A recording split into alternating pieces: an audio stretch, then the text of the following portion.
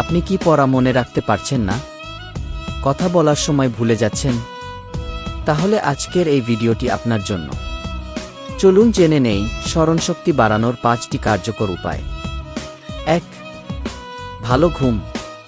প্রতিদিন অন্তত 7 থেকে 8 ঘন্টা ঘুমানো উচিত। ঘুম মস্তিষ্ককে তথ্য সংরক্ষণ করতে সাহায্য করে। 2. পর্যাপ্ত পানি পান করুন। শরীর হাইড্রেটেড না থাকলে ব্রেইনের কাজ কমে যায়, তাই প্রতিদিন 8 গ্লাস পানি পান করুন। 3. ধ্যান বা মেডিটেশন করুন। প্রতিদিন 10 মিনিট মেডিটেশন করলে মনোযোগ ও মেমোরি দুই বাড়ে। এটা বৈজ্ঞানিকভাবেও প্রমাণিত। 4. নতুন কিছু শিখুন। নতুন ভাষা, গান বা স্কিল শেখা মস্তিষ্কের ব্যায়ামের মতো কাজ করে।